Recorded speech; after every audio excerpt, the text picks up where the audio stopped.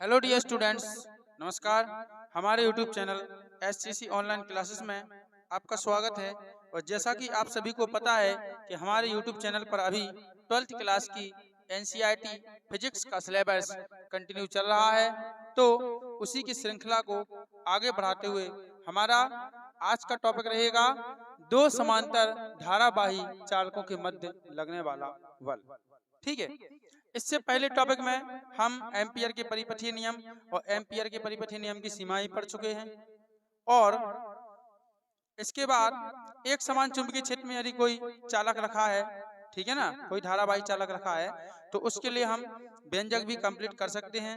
तो प्लीज यदि आपने वो वीडियो ना देखे हो तो पहले उन वीडियो को आप जरूर देख लें, तभी आपको ये लेक्चर समझ में आएगा, वरना समझ में नहीं आएगा। ठीक है ना। तो हमारी आपसे रिक्वेस्ट है कि आप उन वीडियो को जरूर देखें, या तो उसकी लिंक इस वीडियो के डिस्क्रिप्शन में मिल जाएगी, या फिर आप हमारी 12th क्लास की प्लेलिस्ट यानी हमारे YouTube चैनल की playlist NCERT physics class 12th 2023 और 24 में जाकर भी आप क्रम से वीडियो देख सकते हैं। ठीक है ना। तो चलिए हम चलते हैं। हमारा आज का कॉन्सेप्ट है दो चालक दो क्या नाम हाँ दो समांतर धारावाही चालकों के मध्य लगने वाला बल। ठीक है ना। ये आपको देखना है तो देखिएगा बेटा, यहाँ पे हम आपको डायग्राम के माध्यम से समझाते हैं। हम यहाँ पे दो समांतर चालक ले लेते हैं। एक हमारे पास ये चालक है, इसका नाम है बेटा P और Q। ठीक है। और एक हमारा चालक ये है, ये दूसरा चालक है जिसका नाम क्या है R और S। ओके जी, हमारे पास दो चालक हैं। वैसे तो ये अनंत लंबाई के चालक हैं, लेकिन अनंत लंबाई का चालक बनाना यहाँ पे संभव नहीं है। ठीक है ना। तो इसलिए हमने यहाँ पे L लंबाई के दो चालक ले लिए। इसका नाम है PQ, एक का नाम है RS। ठीक है। और इस व्यंजक में बेटा हम दो समांतर चालकों के मध्य लगने वाला बल तो निकालेंगे, साथ में हम क्या करेंगे, एक एम्पियर की परिभाषा भी देखेंगे। और इसी के माध्यम से हम ये देखेंगे कि अगर एक चालक की धारा मतलब धारा की दिशा उलटती जाए, ठीक है ना, तो उनके बीच लगने वाले बल पर क्या प्रभाव पड़ेगा या फिर क्या उसकी प्रकृति होगी। ठीक है ना। ये एग्जाम में कई बार आ चुका है और इसे जरूर पूछा जाता है, इसलिए इसको ध्यान से पढ़ें। ठीक है ना। चलिए हम यहाँ पे क्या करते हैं, ये दोनों जो चालक हैं बेटा, ये एक दूसरे से कितनी दूरी पर रखे हुए हैं, D दूरी पर। ठीक है ना, एक दूसरे से D दूरी पर स्थित है। ओके, हम ऐसा ही एक डायग्राम और यहाँ पे ले लेते हैं, जिसमें हम क्या करेंगे, धारा को पलटेंगे। ठीक है। तो एक चालक हमारा ये है, ये हमारा P और Q। ओके, और ये हमारा एक चालक और दूसरा हम ले रहे हैं इसी के समांतर, जिसका नाम है क्या, R और S। ठीक है। इन दोनों चालकों के मध्य जो दूरी है वो भी कितनी है बेटा, D है। उसी को हमने दोबारा बना दिया। ठीक है ना, दो प्रकार से हम बना रहे हैं। ओके,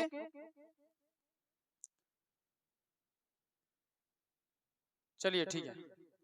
हेलो, हाँ, तो चलते हैं। तो हम क्या करेंगे बेटा, पहले चालक तार में हम धारा प्रवाहित करेंगे I1।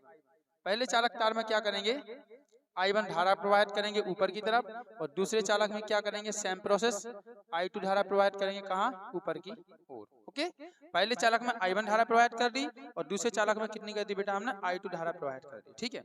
तो अब देखिए I1, अब देखो इसमें होता क्या है कि आपने पहले चालक में, देखिए इधर आपने पहले चालक PQ में I1 धारा प्रवाहित करी। ठीक है ना।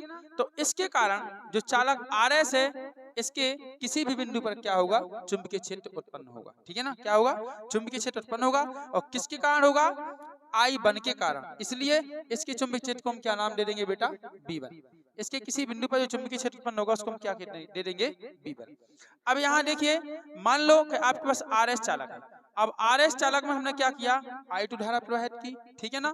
तो जो PQ यानी पहला चालक है, इसमें भी क्या होगा बेटा, चुंबकीय क्षेत्र उत्पन्न होगा। तो पहले चालक में धारा बहाएंगे, यदि हम प्रवाहित करेंगे, तो पहले चालक के कारण चुंबकीय क्षेत्र दूसरे चालक में उत्पन्न होगा। तो हो किसके कारण रहा है, पहले के कारण, इसलिए चुंबकीय क्षेत्र को नाम क्या देंगे हम, B1। इसी प्रकार जब दूसरे चालक को हम धारा प्रवाहित करेंगे दूसरे चालक में, तो उसके कारण चुंबकीय क्षेत्र कहाँ उत्पन्न होगा, दूसरे चालक में, वो पहले चालक में होगा, लेकिन किसके कारण हो रहा है, दूसरे के कारण। इसलिए यहाँ का जो चुंबकीय क्षेत्र वो क्या कहलाएगा बेटा, आपका B2 कहलाएगा। क्या कहलाएगा, B2। तो इसमें क्या हो रहा है, B2। अब हम देखेंगे कि चुंबकीय क्षेत्र की इसमें दिशाएं कहाँ पर है, ठीक है ना। चुंबकीय क्षेत्र की आपको दिशाएं दिखाना पड़ेगी। तो हम इसलिए इसमें क्या लगाएंगे, हम लगाएंगे इसमें चुंबकीय क्षेत्र ज्ञात करने के लिए दाहिने हाथ की हथेली का नियम। जो आपने पढ़ा होगा दाहिने हाथ की हथेली का नियम जो होता है, नियम नंबर 2, दाहिने हाथ की हथेली का, पहले दाहिने हाथ की हथेली का नियम लगाएंगे और फिर दाहिने हाथ की हथेली का नियम नंबर 2 लगाएंगे, ठीक है ना। पहला नियम नंबर 1 किसके लिए है बेटा, नियम नंबर 1 किसके लिए है, नियम नंबर 1 है बेटा किसके लिए, चुंबकीय क्षेत्र की दिशा के लिए। और नियम नंबर 2 दाहिने हाथ की हथेली का नियम नंबर 2 किसके लिए है, चालक पर लगने वाले बल के लिए। ओके, तो चलिए देखिए नियम नंबर 1 कहता है कि अपने हाथों की, ठीक है ना, अपने हाथों की यानी दाएं हाथ की हथेली को, है ना, अपने दाहिने हाथ की हथेली को इस प्रकार फैलाएं कि जो हथेलियां हैं वो अंगूठी क्या हो, लंबवत हो। तो हमने ऐसे फैला ली, ठीक है ना। तो क्या करता है, क्या कहता है कि जो आपका जो अंगूठा है वो किसको बेटा, विद्युत धारा को प्रेषित कहता है, और जो उंगलियां आपकी जिस दिशा में मुड़ती है वो क्या होती है, चुंबकीय क्षेत्र की दिशा होती है, ठीक है ना। तो चलिए हम लगाते हैं। तो यहाँ हम क्या करेंगे बेटा, देखो यहाँ पे पहले के कारण, ठीक है ना, पहले चालक में धारा प्रवाहित करी तो पहले चालक में दाहिने हाथ की हथेली का नियम लगाएंगे और जो चुंबकीय क्षेत्र मिलेगा वो हम कहाँ पे रखेंगे, चालक तार बी का मान लेंगे, ठीक है ना। तो इधर आप देखिएगा कि हमारा चालक तार धारा कहाँ से, पी से क्यू की ओर बह रही, तो हम इसको कैसा रखेंगे, ऐसा, ठीक है ना। इसको कैसा रखेंगे बेटा, ऐसा, ठीक है ना, ऐसा हाथ रखेंगे। तो देखिए अब जो हमारा अंगूठा है वो किसको दर्शा रहा है, धारा की दिशा को दर्शा रहा है, ऊपर, ठीक है। तो हमारी जो उंगलियां हैं वो कहाँ मुड़ेंगी बेटा, अंदर की तरफ। कहाँ मुड़ रही है, देखो इधर हमने ऐसा रखा तो ऊपर धारा है तो ऊपर ही अंगूठा है, तो जो उंगलियां है वो कैसी मुड़ेंगी, ऐसी अंदर की तरफ मुड़ेंगी, यानी चुंबकीय क्षेत्र कहाँ होगा बेटा, अंदर होगा, ठीक है ना। चुंबकीय क्षेत्र कहाँ होगा हमारा, अंदर होगा। और आपको पता है कि जो चुंबकीय क्षेत्र अंदर होता है उसको क्रॉस से दर्शाते हैं, और जो चुंबकीय क्षेत्र बाहर की ओर होता है उसको डॉट से दर्शाते हैं, ठीक है। तो एक एक मतलब चालक PQ के कारण RS पे जो चुंबकीय क्षेत्र उत्पन्न होगा उसकी दिशा क्या होगी बेटा, अंदर की तरफ, ठीक है ना। तो इसके लिए हम क्या कर देंगे, इसको हम क्रॉस से दर्शा देंगे। अंदर के लिए हम काय का यूज करते हैं, क्रॉस का कहते हैं। आपने लंबी धारावाही परिनाल का पढ़ा होगा, ठीक है ना, उसमें भी हमने आपको बताया था। तो ये हमारा हो गया क्रॉस, ओके।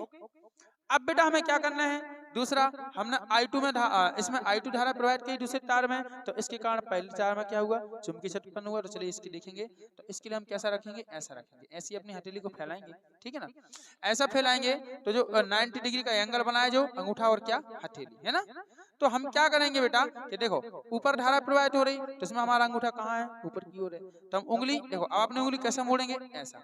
तो कहाँ मोड़ रही है, बाहर की तरफ। उंगली कहाँ मुड़ रही बेटा, यहाँ बाहर की तरफ। देखिएगा जरा, यहाँ पे कहाँ मुड़ी थी, अंदर की तरफ, और यहाँ पे कहाँ मुड़ रही बेटा, बाहर की तरफ, यानी चुंबकीय क्षेत्र कहाँ होगा, बाहर होगा। तो दूसरे के कारण जो पहले पे चुंबकीय क्षेत्र उत्पन्न होगा वो कहाँ होगा, बाहर की ओर, ठीक है ना। तो इसको हम काय से डिनोट करेंगे, डॉट से। काय से दर्शाएंगे बेटा, डॉट से, ओके। देखिए यहाँ पे डॉट लगाना और यहाँ पे भी क्या लगाना, डॉट लगाना, क्लियर। तो जी डॉट हो गया यानी बाहर की और जी क्या है, क्रॉस हो गया यानी अंदर की ओर, ठीक है। इस प्रकार से हमारा ये चुंबकीय क्षेत्र हमने निकाल लिया। अब क्या करेंगे, अब करेंगे हम बल की बात। किसकी बात करेंगे बेटा, बल की बात। तो देखिएगा आपने दूसरे चालक तार में जब दाहिने हाथ की हथेली का नियम लगाया तो उसी में हम क्या लगाएंगे, दाहिने हाथ की हथेली का नियम नंबर 2 भी लगाएंगे, ठीक है ना। दाहिने हाथ की हथेली का नियम नंबर 2 ये कहता है कि आप अपने दाहिने हाथ की हथेली को इस प्रकार फैलाएं कि अंगूठा धारा की दिशा को दर्शाए या धनावेश, ठीक है, धनावेश की गति की दिशा को दर्शाए। तो उंगलियां आपकी जिस दिशा में मुड़ती है उसके लंबवत, उंगलियों के लंबवत बाहर की ओर क्या होती है, चुंबकीय बल की बल की क्या होती है बेटा, दिशा होती है ना। चुंबकीय बल की क्या होती है, दिशा होती है। तो देखिए हमने यहाँ पे इसको ऐसा फैलाया, ठीक है ना। तो हमारा जो क्या है अंगूठा है वो धनावेश की गति को दर्शा रहा है। बेटा धनावेश की गति, धनावेश ही तो क्या है, जब धनावेश जिस दिशा में चलता है तो धनावेश की दिशा में तो क्या बहती है, धारा बहती है। तो ये धारा I2 ऊपर की ओर बह रही है, यानी हम कह सकते हैं कि ये क्या है, धनावेश की गति की दिशा है, ठीक है ना। तो देखिए इधर क्या करेंगे, हम इसको फैलाएंगे, ठीक है, ऐसा फैलाया था ना हमने। तो हमारी उंगलियां कहाँ मुड़ी थी, बाहर की ओर। कहाँ मुड़ी थी चालक से बेटा, बाहर की ओर। तो बाहर की ओर मुड़ी थी तो यहाँ पे देखिए अब जो अंगूठी ऐसा मुड़ा ना तो अंगुलियों की लंबवत यानी बाहर की ओर, यानी ये डायरेक्शन काय की होगी, हमारी बल की डायरेक्शन होगी। एक बार फिर से देखिए, हमने ऐसा फैलाया तो इसको हम कहाँ मुड़ रहे, बाहर की तरफ। ये कहाँ मुड़ रही, हमारी बाहर की तरफ मुड़ रही, ठीक है ना। तो इसके लंबवत यानी उस साइड बाहर की ओर लंबवत, उंगलियां देखो हमारी उंगलियां इधर मुड़ी ना, तो पीछे साइड जो लंबवत दिशा होगी वो किसकी होगी, किसकी होगी बेटा, वो उसकी, देखो ऐसी है ना, तो लंबवत दिशा जो होगी वो किसकी होगी, जिसकी लंबवत बल की दिशा होगी। तो यानी बेटा इसमें बल क्या हो जाएगा आपका एफ, यानी बल की दिशा आपकी ये होगी, ठीक है ना। ये काय की दिशा होगी आपकी, बल की। अब इधर देखिए जरा, इस चालक में हमने कैसा रखा था, ऐसा रखा था, ठीक है ना। इस चालक में हमने ऐसा हाथ रखा था। अब ऐसा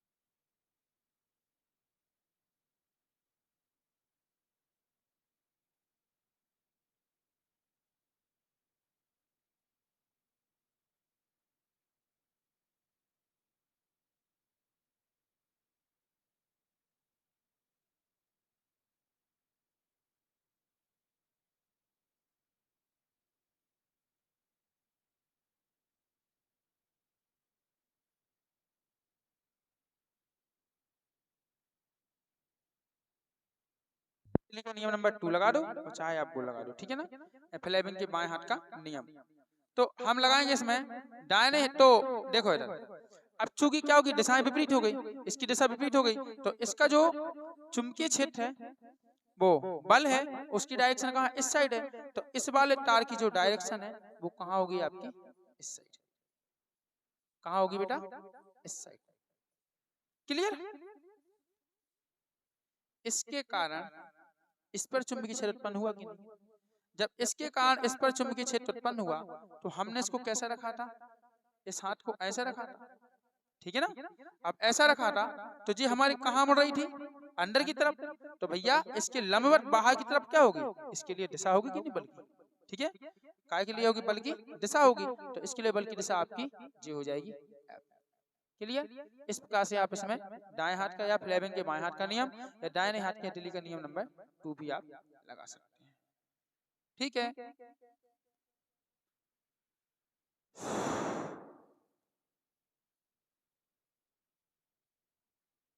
ठीक है, ये सही है हमारा, इसमें देखें ये भी सही है हमारा, है ना, ये दोनों सही है। ओके, तो इस प्रकार से बेटा हमारा चित्र क्या हुआ, यहाँ पे कंप्लीट हुआ। अब चलिए अब निकालते हैं हम क्या, हमारा चित्र कंप्लीट हुआ। अब लगाएंगे हम दोनों चालकों के मध्य लगने वाला बल।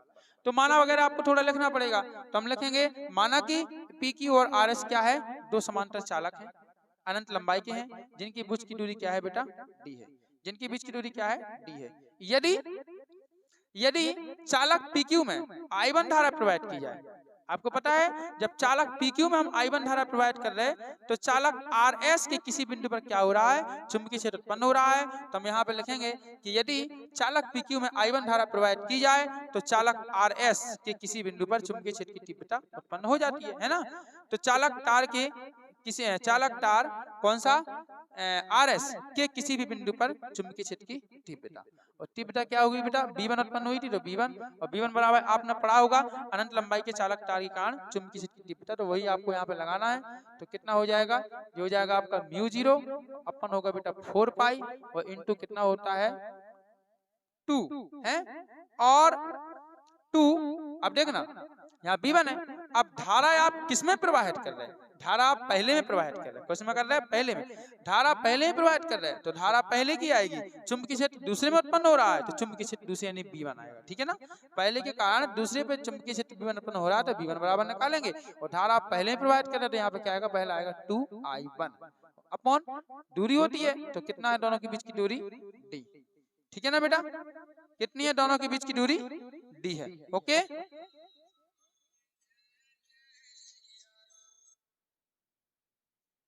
चलिए अब देखते हैं हम, तो हम क्या करेंगे बेटा, यहाँ पे देखिए जितना हो गया हमारा, है ना, हाँ इसको हम दे देंगे कितना, यहाँ पे अभी एक काम करो, 2 से 4 कट भी रहे तो 2 से 4 आप काट दो तो यहाँ पे 2 आएगा, तो कितना आ जाएगा बेटा यहाँ पे, ये आएगा आपका V1 बराबर आएगा μ0 अपॉन कितना हो जाएगा 2 पाई, ठीक है ना, और इंटू कितना हो जाएगा आपका I1 और अपॉन कितना होगा बेटा D, और समीकरण नंबर कितना हो गया हमारा 1। इसको आपको इतना करके छोड़ देना है, समीकरण 1 हो गया। क्लियर। आप यहाँ पे लिख सकते हो क्या कि दाहिने हाथ की हथेली के नियम के अनुसार, ठीक है ना, जो हमने लगाया था, दाहिने हाथ की हथेली के नियम अनुसार चुंबकीय क्षेत्र की जो तीव्रता की दिशा है वो कागज के तल के लंबवत अंदर की ओर होगी, इतना आप लिख सकते हो, ठीक है ना, जो हमने नियम लगाया था। अब हम क्या करेंगे बेटा, देखो चालक तार PQ में आपने धारा प्रवाहित करी तो इसके कारण चालक तार RS पर चुंबकीय क्षेत्र की तीव्रता उत्पन्न हुई, जिसका व्यंजक आप, जिसका सूत्र आप निकाल चुके हो। अब बेटा हम क्या करेंगे कि इस चालक तार में कितना बल आरोपित हो रहा है, तो इस चालक तार में लगने वाला बल निकालेंगे, किसमें RS में, तो हम क्या लिखेंगे, चालक तार RS पर लगने वाला बल, ठीक है, और किस लंबाई पर लग रहा है, L लंबाई पर। हमने मान लिया कि चालक तार कितनी लंबाई का है, चालक तार बेटा L लंबाई का, ठीक है ना, तो L लंबाई की, वैसे चालक तार तो है अनंत लंबाई का, लेकिन अनंत बनाना संभव नहीं है इसलिए हमने L लंबाई मान ली, तो माना हम लिखेंगे कि ठीक है ना कि चालक तार की L लंबाई पर लगने वाला बल, ठीक है ना, तो L लंबाई पर लगने वाले बल को हम बेटा कैसे प्रदर्शित करेंगे, हम करेंगे इसको F1 से, कैसे करेंगे, F से, F1 नहीं सॉरी F से, और F से, और आपने पढ़ा होगा कि जब चुंबकीय क्षेत्र में कोई चालक तार रखा हो तो उस पर कितना बल लगता है, BIL sin थीटा, तो यहाँ पे हम वही करेंगे हैं। तो B I L sine theta करेंगे, बी आई एल और कितना आएगा बेटा साइन थीटा। अब देखिए जरा किस पे निकाल रहे बल, आर एस पे। तो आर एस पे चुंबकीय क्षेत्र क्या है, B1 है, ठीक है ना। इसको क्या लिखेंगे हम यहाँ पे B1। धारा कौन सी प्रवाहित हो रही, I2, तो इसको क्या लिखेंगे बेटा हम I2, B1 I2 L sine theta. Okay, अब आपको पता है कि जो बल की दिशा है वो कागज के तल के क्या है, लंबवत है। तो यानी थीटा का मान क्या होगा, 90 डिग्री होगा, ठीक है ना। तो यहाँ पे लिख सकते हो आप F बराबर, और समीकरण 1 से आप क्या करेंगे, B1 का मान भी रखेंगे साथ में, ठीक है ना। तो यहाँ पे हो जाएगा F बराबर आपका म्यू 0 अपॉन कितना आएगा बेटा 2 पाई आएगा, इनटू यहाँ पे कितना हो जाएगा देखो I1 अपॉन कितना हो जाएगा D हो जाएगा, ठीक है। और फिर इनटू क्या आएगा आपका बेटा I2 L और साइन कितना आएगा 90 डिग्री, ठीक है। साइन कितना आएगा 90 डिग्री, क्योंकि थीटा का मान क्या है यहाँ पे 90 है। अब आपको यही पता होगा बेटा कि साइन 90 का मान कितना होता है 1, तो उसको लिखने की जरूरत नहीं है, ठीक है ना। तो सीधा आएगा हमारा F बराबर म्यू 0 अपॉन कितना आएगा बेटा 2 पाई आएगा, इनटू इसको हम जमा के लिखने तो क्या करेंगे I1 I2 इंटू L और अपॉन कितना हो जाएगा D हो जाएगा, ठीक है। और साइन 90 की वैल्यू कितनी होगी 1। यहाँ भी बल भी आप लिख सकते हो, ठीक है ना, कि फ्लेमिंग के बाएं हाथ के नियम के अनुसार या फिर दाहिने हाथ के टेढ़ी के नियम नंबर 2 के अनुसार, है ना। जो बल की दिशा होगी वो क्या होगी, कागज के तल के लंबवत होगी, ठीक है ना, लंबवत अंदर की ओर होगी। कहाँ होगी, अंदर की ओर, देखो इस साइड है ना, अंदर की ओर, ठीक है ना। इस प्रकार से आप लिख सकते हो। इसको दे देंगे बेटा हम समीकरण नंबर कितना, ये हमारा हो गया 2। क्लियर, ये समीकरण 2 हो गया। अब आपको क्या करना है कि अभी आपने जो बल निकाला है वो कैसा निकाला है, चालक की L लंबाई पर, चालक की L लंबाई पर लगने वाला आपने बल निकाला है, लेकिन हम निकालेंगे यहाँ चालक की प्रति एकांक लंबाई पर लगने वाला बल। तो हम यहाँ लिखेंगे चालक तार, लिखेंगे अतः चालक तार RS के प्रति एकांक लंबाई पर लगने वाला बल, और जिसको क्या मानेंगे बेटा स्मॉल f मानेंगे। कितना मानेंगे हम, स्मॉल f मानेंगे। f सही से बनाने, ठीक है। इसको मानेंगे हम स्मॉल f, तो कितना होगा बेटा हमारा स्मॉल f बराबर क्या होगा capital F upon L। Clear. अब जो आया कहां से, देखिए जरा यहाँ देखो रब पे, चूंकि चालक की L लंबाई पर, ठीक है ना, L लंबाई पर लगने वाला बल बराबर कितना है कैपिटल F, है कि नहीं। तो बताइए, इसलिए प्रति एकांक लंबाई पर, एक इकाई प्रति एकांक लंबाई पर लगने वाला बल कितना होगा बेटा, तो F और बटे जो L गुणा है वो कहाँ आएगा, भाग में आएगा, ठीक है ना। और प्रति एकांक लंबाई पर लगने वाले बल को क्या मान रहा है, स्मॉल f मान रहे हैं, तो स्मॉल f बराबर क्या होगा कैपिटल F बटे L। क्लियर, ये फॉर्मूला हमारा लगना है यहाँ पे। तो हमने कितना लिख दिया, हमने लिख दिया स्मॉल f बराबर कैपिटल F बटे L। अब बेटा हम क्या करेंगे, समीकरण कितने से 2 से, समीकरण 2 से क्या करें हम कैपिटल F का मान रखेंगे, ठीक है ना। समीकरण 2 से क्या करें हम कैपिटल F का मान रखेंगे। तो चलिए यहाँ पे हम रखते हैं। तो समीकरण तो हमारा क्या है, इसमें F बराबर ये है F बराबर कैपिटल F की वैल्यू क्या है, देखो म्यू 0 अपॉन 2 पाई, कितना है म्यू 0 अपॉन 2 पाई, और इनटू कितना है बेटा I1 I2 L अपॉन कितना है D, और फेबटे में क्या था L, तो इसको हमने यहीं पे लिख दिया D के गुणा, ठीक है। ये मान कहां से आया, समीकरण 2 से, आप साइड में लिख देना समीकरण 2 से, ठीक है। इधर देखिए बेटा आप L से L क्या कर सकते हो, काट सकते हो। तो कितना बच रहा आपके पास, F बराबर जी बच रहा म्यू 0 अपॉन कितना आएगा बेटा 2 पाई आएगा, इनटू अच्छा ये क्या हो जाएगा I1 I2 अपॉन कितना हो जाएगा D। समझ में आया कि नहीं, I1 I2 अपॉन कितना हो जाएगा बेटा D हो जाएगा, ठीक है ना। और इसको दे दीजिए आप समीकरण नंबर कितना 3, है ना। कितने समीकरण हो गए हमारे पास, 1 2 और ये कितना हो गया बेटा 3। इसको समीकरण नंबर 3 दे दो।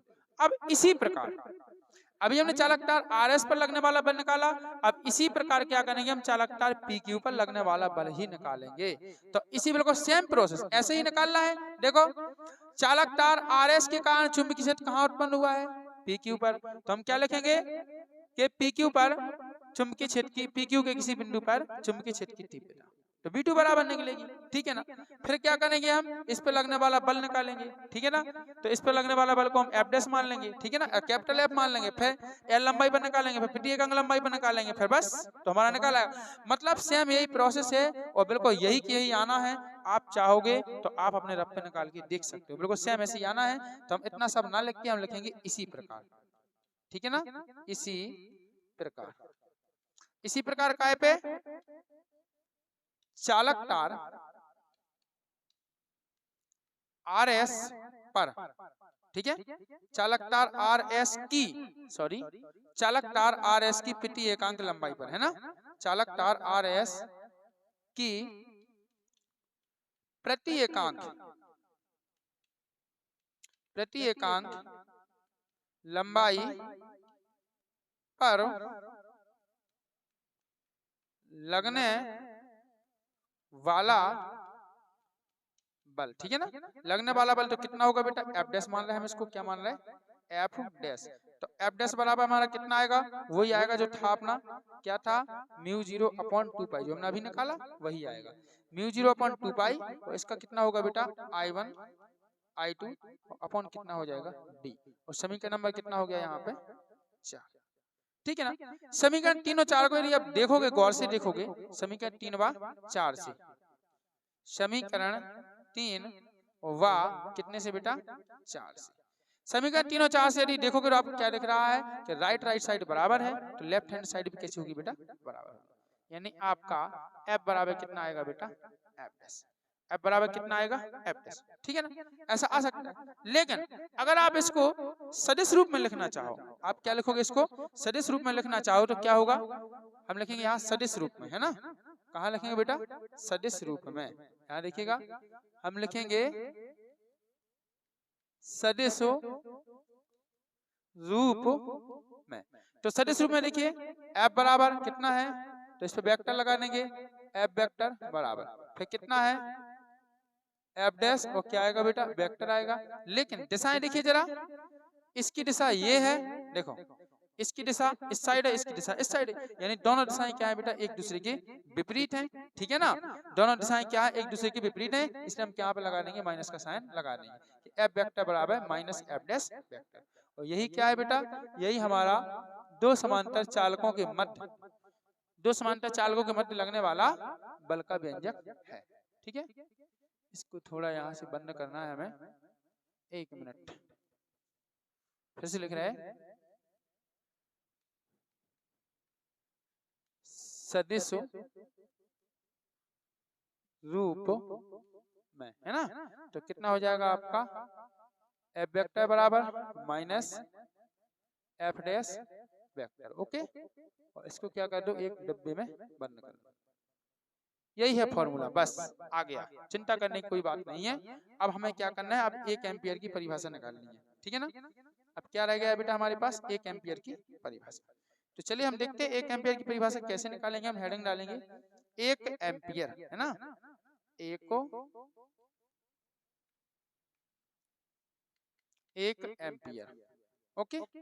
चलिए 1 एम्पियर के लिए हम क्या करेंगे बेटा, यहाँ पे देखिए ये समीकरण जो I1 I2 जो धारा है ना, इसके लिए हम क्या लगेंगे, I1 बराबर I2 बराबर कितना ले लेंगे बेटा, 1 ले लेंगे, और जो दूरी है D बराबर कितना ले लेंगे हम, 1 ले लेंगे। तो हम क्या करेंगे, हम देखेंगे समीकरण, चाहे तो आप 2 ले लो, चाहे आप 3 ले लो। तो चलो हम समीकरण 2 से ले लेते हैं। समीकरण 2 कहाँ है हमारे पास, ये है समीकरण 2। कितना है बेटा, नहीं समीकरण 2 नहीं बेटा, यहाँ 3 से लेना है अपन को। कितने से लेना है, समीकरण 3 से, ठीक है ना। यहाँ क्या लिखेंगे, समीकरण 3 कर देंगे हम, यहाँ पे क्या करेंगे, समीकरण 3 से, ओके। तो देखिए समीकरण 3 से क्या हो रहा है आपका, F बराबर μ0 अपॉन कितना है, 2 पाई, है ना, और इनटू I1 I2 है ना। तो I1 I2 का मान कितना रख देंगे, 1। तो I1 का मान कितना होगा, 1, और गुणे I2 का मान भी कितना होगा, 1, और बटे कितना होगा बेटा, दूरी 1 होगी, ठीक। और यहाँ हम क्या करेंगे, 2 से गुणा करेंगे, ऊपर नीचे 2 से गुणा करेंगे μ0 में, और 2 से ही गुणा करेंगे हम काय में, 2 पाई में, है ना।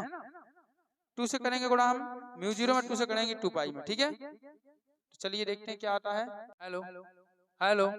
तो ठीक है बेटा, क्या करना है आपको यहाँ पे आपको ऊपर नीचे 2 से गुणा कर देना है। तो देखिए हमारा यहाँ निकल के आएगा f बराबर कितना आएगा, ये आएगा हमारा 2 म्यू 0 अपॉन 2 दूनी कितना होगा 4 पाई होगा, ठीक है ना। और जी एक का गुणा एक में करेंगे, एक का एक ही आएगा, और एक का भाग एक में लेंगे तो एक, यानी पूरा क्या होगा 1 1 1 पूरा 1 हो जाएगा, ठीक है ना। तो इधर देखिए f बराबर कितना आएगा, अच्छा तो आपका जो 2 है 2 को जो का त्यों लिखा रहने दो, और जो म्यू 0/4 पाई है इसकी वैल्यू कितनी होती है बेटा 10 की घात -7। ये हमने कहाँ बताया था आपको, जब बायो सेवर्ट का नियम पढ़ाया था तब बताया था कि म्यू 0/4 पाई का मान कितना होता है 10 की घात -2। यहाँ पे आ गया 10 की घात -2, ठीक है बस। अब इसी से हम क्या करेंगे, 1 एम्पियर की परिभाषा बना लेंगे। कैसे कि 1 एम्पियर वह नियत विद्युत धारा है जो वायु या जो निर्वात में दो सीधे धारावाही समांतर चालक तार, ठीक है, समांतर चालक तार एक दूसरे से 1 मीटर की दूरी पर स्थित होने पर एक दूसरे पर 2 गुणे 10 की घात -7 न्यूटन का बल आरोपित करते हैं, ठीक है। एक बार फिर सुनिए क्या बनाएंगे हम, 1 एम्पियर वह नियत विद्युत धारा है जो निर्वात में, ठीक है, 2 समांतर चालक तार एक दूसरे से 1 मीटर की दूरी पर स्थित होने पर एक दूसरे को क्या करते हैं 2 गुणे 10 की घात -7 न्यूटन के बल से क्या एक दूसरे पर 2 गुणे 10 की घात -7 न्यूटन का बल क्या कहते हैं बेटा आरोपित करते हैं। तो इस प्रकार से आप ये परिभाषा लिख सकते हो, बुक में से भी आप लिख सकते हो। अब करेंगे हम क्या, इसकी प्रकृति की बात, इसकी प्रकृति क्या होती है। तो देखिए जब हम दोनों चालक तारों में धारा एक ही दिशा में प्रवाहित करते हैं तब क्या करते हैं, ये दोनों तार एक दूसरे को अपनी ओर खींचते हैं, क्या करते हैं अपनी ओर आकर्षित करते हैं। जबकि विद्युत क्षेत्र में हमने क्या पढ़ा था कि सजातीय आवेशों में क्या होता है आकर्षण, और सॉरी प्रतिकर्षण, और विजातीय आवेशों में क्या होता है बेटा आकर्षण। लेकिन यहाँ पर जस्ट उसका क्या है उल्टा है। उल्टा कैसा कि दोनों चालक तारों में हमने ऊपर की तरफ धारा प्रवाहित करी, मतलब एक ही दिशा में धारा प्रवाहित करी, तो देखिए इसका बल यहाँ लग रहा है, इसका बल भी यही लग रहा है, यानी दोनों क्या कर रहे हैं एक दूसरे को आकर्षित कर रहे हैं। लेकिन जब हमने क्या किया कि एक चालक तार में धारा की दिशा उलट दी, जैसे नीचे आपको दिख रहा होगा कि इसमें ऊपर की तरफ, इसमें कहा नीचे की तरफ, एक चालक तार में यदि हमने धारा की दिशा उलट दी तो बेटा क्या होता है यहाँ पे कि दोनों चालक तार, देखिए इसमें बल कहाँ बाहर क्यों लग रहा है, उसमें बल कहाँ लगा है उस साइड, ठीक है ना। तो ये दोनों चालक तार हैं वो एक दूसरे से क्या हो रहे हैं दूर जा रहे हैं, या एक दूसरे को क्या कर रहे हैं प्रतिकर्षित कर रहे हैं। तो ये आप इसकी प्रकृति इस प्रकार से लिख सकते हो, ठीक है बच्चे, ठीक है बेटा। तो यहाँ पे इस प्रकार से हमारा ये कॉन्सेप्ट क्लियर हुआ। नेक्स्ट वीडियो में हम पढ़ेंगे अब धारा माप, नेक्स्ट वीडियो में हम पढ़ेंगे किसी एक समान चुंबकीय क्षेत्र में रखे किसी लूप, ठीक है ना, किसी लूप पर लगने वाला बल युग्म आघूर्ण का व्यंजक। नेक्स्ट टॉपिक पढ़ेंगे। यदि आपको वीडियो पसंद आए तो वीडियो को लाइक करें, शेयर करें और कमेंट करके जरूर बताएं। वहां बेटा हमारे चैनल को सब्सक्राइब कर लें एवं बेल आइकन प्रेस करके ऑल पर क्लिक कर लें, ठीक है ना, ताकि आगे आने वाले सभी वीडियो की नोटिफिकेशन आप तक पहुंचती रहे। और बेटा सभी बच्चों को हमारे वीडियो की लिंक शेयर करें ताकि सभी बच्चों का भला हो सके, क्योंकि कहा गया है कर भला सो हो भला। आप खुद पढ़ें और दूसरे बच्चों को प्रेरित करें और उन्हें भी चैनल की लिंक शेयर करें, ठीक है। तो चलिए मिलते हैं नेक्स्ट वीडियो में नए टॉपिक के साथ, तब तक के लिए जय हिंद बच्चों, वंदे मातरम।